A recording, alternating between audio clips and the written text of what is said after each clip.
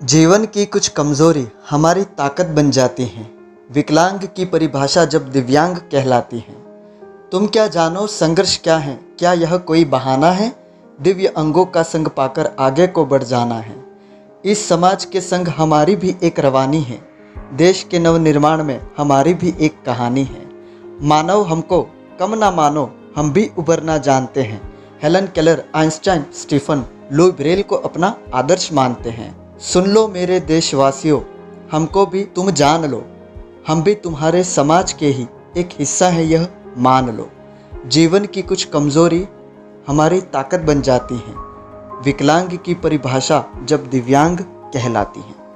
नमस्कार साथियों, मैं आप सभी का प्यारा सा दोस्त डेविड जोशी, गुजरात राज्य के अहमदाबाद शहर से। आज दिनांक 27 जून 1880 को अमेरिका में जन्मी हेलन केलर एक महान और विलक्षण महिलाओं में से एक थी, जिन्होंने अपने जीवन के कुछ सिद्धांतों और नेक इरादों के दम पर मानवता की एक अनूठी मिसाल कायम की है।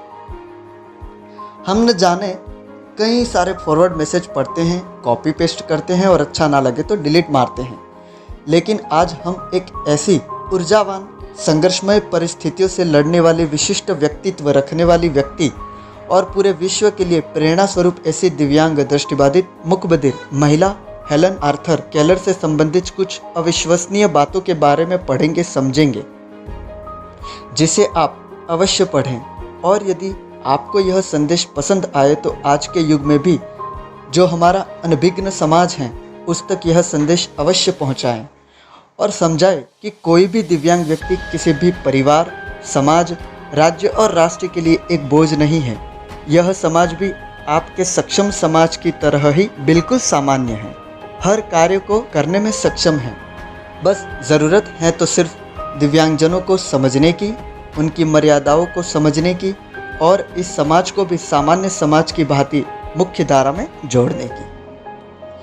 हेलन एडम्स केलर 27 जून 1880 को अमेरिका के अलाबामा राज्य के टक्सम्बिया में पैदा हुई, जिनकी मृत्यु 1 जून 1968 में 87 वर्ष की आयु में Arkan ridge, eastern Connecticut, USA में हुई थी। हेलन केलर की माता का नाम केट एडम्स था और पिता का नाम आर्थर केलर था। बचपन में हेलन केलर एकदम स्वस्थ थी, लेकिन सिर्फ 19 महीने की आयु में अचानक बीमार पड़ गई और बीमार होने की वजह से उनकी रोशनी, बोलने की शक्ति और श्रवण शक्ति तीनों ही चली गई थी। यह परिस्थिति उत्पन्न होने के बाद हेलन केलर के माता पिता के सामने सबसे बड़ी और गंभीर चुनौती उत्पन्न हो गई कि आखिर ऐसा कौन सा शिक्षक होगा इस तरह की बहुविकलांग सामान्य बच्चों से भिन्न व्यक्ति को अच्छा प्रशिक्षण दे सके, जिसे हेलन केलर अच्छी तरह समझ भी सके। हेलन केलर के माता पिता के अथाक प्रयत्नों के बाद आखिरकार हेलन केलर को एनी सुलिवान नाम की एक अद्भुत, निष्ठावान और होनहार शिक्षिका मिल ही गई, जिस शिक्षिका ने बड़े आत्मविश्वास के साथ उसकी काबिलियत से रहस्यमयी तरीकों से मैनुअल अल्फ़ाबेट और ब्रेल आदि के माध्यम से अविश्वसनीय कार्य करके हेलन केलर को एक अद्भुत शिक्षा प्रदान करवा के अंधेरे और आवाज विहीन दुनिया में जीने वाली और संघर्ष भरी परिस्थितियों से लड़ने वाली हेलन केलर को एक नई ऊर्जा, ताकत दी और नई दिशा दी। जैसे तैसे संघर्षों का दौर बीतता गया और एक तरह से हेलन केलर ने राइट ह्यूमसन स्कूल फॉर डीफ से प्रारंभिक शिक्षा पूरी की। प्रारंभिक शिक्षा पूरी होने के बाद अब हेलन केलर अपने आप को अकेला समझने लगी, क्योंकि उनकी जिज्ञासा थी कि वो भी सभी की तरह पढ़ाई करे। इसके लिए आगे 1902 में स्नातक की पढ़ाई करने के लिए हेलन केलर ने रेडक्लिफ कॉलेज में दाखिला लिया। हार्वर्ड यूनिवर्सिटी में भी वो पढ़ी। वहाँ हेलन केलर सामान्य छात्रों के साथ पढ़ने लगी। यहाँ पढ़ते पढ़ते हेलन केलर को लिखने का शौक जागा और वह लिखने लगी। हेलन केलर ने उस दौर में एक ऐसी पुस्तक लिखी जिन्होंने उनको बहुत बड़ी उपलब्धि दिलाई, और उस पुस्तक का नाम है the story of my life. अपने जीवन में संघर्षों के ऐसे दौर को पार करके हेलन केलर ने समझ लिया था कि जीवन में यदि संघर्ष किया जाए तो कोई भी काम ऐसा नहीं है जिसे हम ना कर सकते हों। यही सोच लेकर हेलन केलर ने समाज के हित के लिए कदम बढ़ाया और वो अपने जैसे लोगों को जागरूक करने निकल पड़ी। हेलन केलर एक अमेरिकी लेखक, राजनीतिक कार्यकर्ता और आचार्य थी। वह कला स्नातक की उपाधि अर्जित करने वाली पहली बधिर और दृष्टिहीन थी।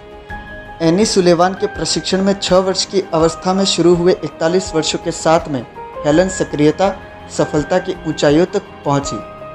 एनी और हेलन की चमत्कार लगने वाली कहानी ने अनेक फिल्मकारों को, हर एक समाज को और पूरी दुनिया को आकर्षित किया।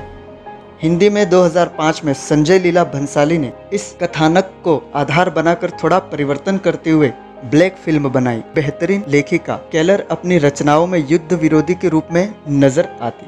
समाजवादी दल के एक सदस्य के रूप में उन्होंने अमेरिकी और दुनिया भर के श्रमिकों और महिलाओं के मताधिकार, श्रम अधिकारों, समाजवाद और कट्टरपंथी शक्तियों के खिलाफ अभियान चलाया। उन्होंने महिलाओं और बच्चों के हकों में बोलना शुरू कर दिया। उनके हकों के लिए वे लड़ने लगी। उनका जीवन हर किसी के लिए प्रेरणादायक है। हेलन केलर ने अपने कामों से यह साबित कर दिया था कि शरीर की अपंगता किसी व्यक्ति की पढ़ाई लिखाई, बोलने व खेलने में बाधा पैदा नहीं कर सकती है, बल्कि अपने जीवन के लक्ष्यों तक पहुंचने के लिए कड़ी मेहनत, सच्ची लगन, ईमानदारी, साहस और अटूट दृढ़ संकल्प की जरूरत होती है। अंततः आप सभी के बीच हेलन केलर के कुछ अद्भुत और महान विचारों को रखना चाहता हूँ। हेलन केलर जो कहती थी कि लक्ष्यहीन व्यक्ति दृष्टिहीन व्यक्ति होने से भी बहुत बुरा है, अर्थात जिसकी जिंदगी में कोई लक्ष्य नहीं है, ऐसे लोग दृष्टिहीन व्यक्ति से भी गए गुजरे। हेलन केलर जी का हमेशा मानना था कि जीवन एक साहसिक जोखिम है या फिर कुछ भी नहीं है। खुद की तुलना ज़्यादा भाग्यशाली लोगों से करने की बजाय हमें अपने साथ के ज़्यादातर लोगों से अपनी तुलना करनी चाहिए, और तभी हमें पता चलेगा, महसूस होगा कि हम कितने भाग्यशाली हैं। इस तरह महान व्यक्तित्व रखने वाली हेलन केलर को शत शत नमन है और पूरे विश्व के लिए एक प्रेरणादायी है। दोस्तों, इस कहानी से तात्पर्य यही है कि समाज में हर एक व्यक्ति में कोई काबिलियत होती है, हर व्यक्ति की कोई अपनी शक्ति होती है, बस उसे समझने की, उसे मदद करने की हमें ज़रूरत होती है। इसी हेलन केलर डे पे ये कहानी आप अवश्य सुनो, और यदि आपको पसंद आए तो ज़रूर लोगों तक मेरी आवाज़ को और इस कहानी को पहुंचाएं। धन्यवाद।